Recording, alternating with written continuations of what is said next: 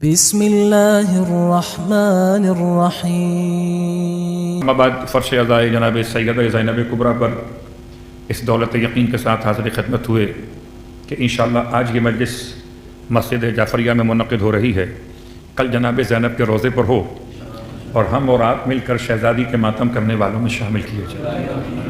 آج غلام ابن غلام آپ کے سامنے ذکر سیدہ کرے گا، خدا کرے کل امام ابن امام ذکر مصائب زینب کبریٰ کرے اور ہم سب کے سب سامعین میں مطیعین میں شامل کیے جائیں۔ یقیناً اس دعا کے ساتھ استقامت، ثبات قدم، مضبوطی جگر، ایثار کامل، صبر الوفی ایک ایسی شخصیت کا تذکرہ ہے کہ جسے صبر کا پہاڑ کہیں تب بھی حق ادا نہیں ہوتا۔ قسم بخدا کربلا اور مابعد کربلا ان دونوں کے درمیان باہمی ربط حیات کو زینب کبریٰ کہتے ہیں، یا الفاظ دیگر سمجھ لیجئے کہ جو اسلام کو بچا لے اسے حسین کہتے ہیں، جو حسین کو بچا لے اسے زینب کبریٰ کہتے ہیں۔ تو شخصیت کے اعتبار سے دل چاہتا ہے آپ کی خدمت مقدس میں کچھ 5 مسائل پر گفتگو کروں۔ بی بی کے اسم گرامی میں اگر اسے مرکب کہا جائے تو 5 حروف ہیں، زین میں 3 حروف ہیں اور اب میں 2 حروف ہیں، اور دونوں کو ملاتے ہیں تو پھر ایک الف پڑھنے میں نہیں آتا، زینب کہا جاتا ہے۔ یہ زین اور اب کا ملا کر ایک مرکب کا انداز ہے، جیسے آپ کے درمیان نام رکھے جاتے ہیں مرکب شکل میں، جیسے غلام حسین، جیسے محمد حسین الی آخر، ایسے ہی اس نام کا انتخاب خداوند عالم نے کیا ہے۔ اللہ اکبر، یعنی ہر گھر کے بچوں کے نام تو بچوں کے بڑے رکھتے ہیں اور فاطمہ کے بچوں کے نام خود خداوند عالم رکھتے ہیں۔ حد تو یہ ہے کہ نہ بیٹوں کے نام خود رکھے امیر کائنات نے، نہ بیٹیوں کے نام خود رکھے امیر کائنات نے۔ جناب سیدہ کو خدا نے جتنی اولادیں عطا کی ان اولادوں کے نام بھی خدا نے رکھے، مصطفیٰ نے سنا دیے۔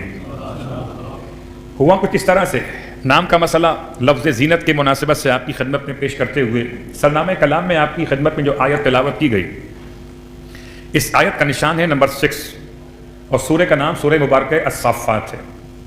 سورہ صافات بہترین سورہ قرآن مجید کا، جس میں پروردگار عالم نے فرشتوں کی اقسام بھی بیان کی ہیں، اور اسی سورہ میں پروردگار عالم نے آل یاسین کا تذکرہ بھی کیا ہے۔ سلام علی آل یاسین والی آیت بھی اسی میں ہے۔ اب وہ الگ بات ہے کہ بعض دوستوں کو الیاس کی جمع سمجھ میں آتی ہے، آل یاسین سمجھ میں نہیں آتی، وہ الگ بات۔ اور اسی سورہ مبارکہ میں اس صافات کے نام سے یاد کیا جاتا ہے، حضرت ابراہیم اور اسماعیل علیہ السلام کی قربانی کا واقعہ موجود ہے۔ اس اعتبار سے سورہ بڑا اہم ہے۔ اور پھر یاد رکھیں سورہ یاسین کے علاوہ جو سورہ کسی بیمار کے سرہانے پڑھا جاتا ہے جبکہ اس کی جاکنی کا عالم ہو، احتضار کا وقت ہو، موت کا وقت قریب ہو، تو سورہ یاسین کے ساتھ ساتھ سورہ صافات کی تلاوت، یہ دونوں سورہ ایک دوسرے کے ساتھ ملے ہوئے جب تلاوت کی جاتی ہے تو خدا جاکنی کو آسان کر دیتا ہے، مشکل موت مشکل نہیں رہتی کہ مشکل کشا کی زیارت نصیب ہو جاتی ہے۔ تو انسان اگر سورہ صافات کی اہمیت کو سمجھتے ہوئے کم از کم ہفتے میں 1 دن تو پڑھ ہی لے جمعے کے دن، تاکہ اس سے پہلے کہ مجھے میری موت کے وقت کوئی اور پڑھ کر سنائے میں پوچھوں پلٹ کے کون سا سورہ پڑھا، تو خود ایک دفعہ پڑھ کے دیکھ تو لوں سلوات پڑھیں محمد والے محمد۔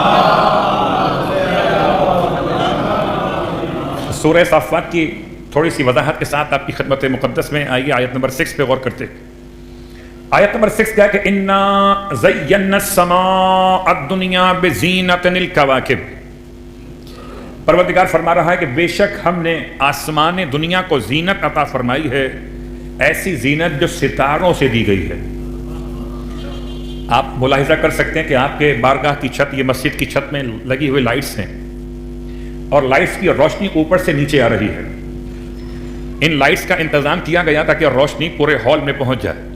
ہو سکتا ہے وال پہ لائٹ لگائی جاتی بات اور ہوتی، اوپر سے آنا اور ہے، طرف سے آنا اور ہے۔ خدا نے آسمان دنیا کو زینت دی ستاروں سے۔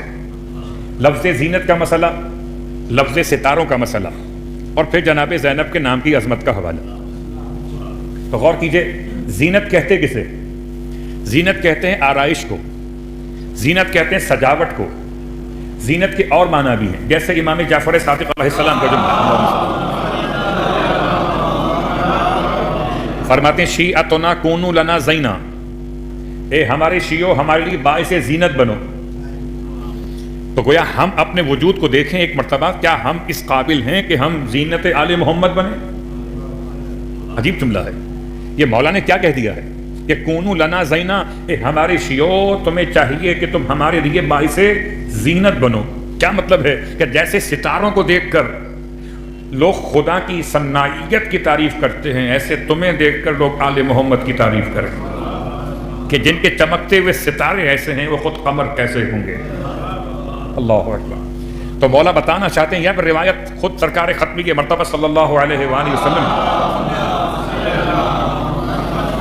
فرمایا زینوا مجالسکم بذکر علی ابن ابی طالب، آپ کو چاہیے کہ اپنی مجالس کو زینت دیں ذکر علی ابن ابی طالب علیہ السلام سے۔ تو مجالس کو زینت ہے ذکر علی سے، اور اہل ایمان بنے ہیں زینت آل محمد کے لیے، ستارے بنائے خدا نے زینت آسمان کے لیے۔ تو زینت کے معنی آرائش کے، خوبصورتی کے، سجاوٹ کے۔ عجیب بات، کوئی کسی کی زینت ہے اور کوئی کسی کی زینت ہے۔ خواتین کے لیے حجاب زینت ہے، اور اہل ایمان مردوں کے لیے ریش مبارک زینت ہے۔ اور رجب کی دعا پڑھتے ہوئے تو خود بخود اس کی اہمیت کا احساس ہو ہی جاتا ہے۔ تو کس کے لیے کیا زینت ہے؟ اللہ اکبر۔ مومن کے گھر کی زینت مولا عباس کا علم، مومن کے دل کی زینت محبت علی ابن ابی طالب علیہ السلام۔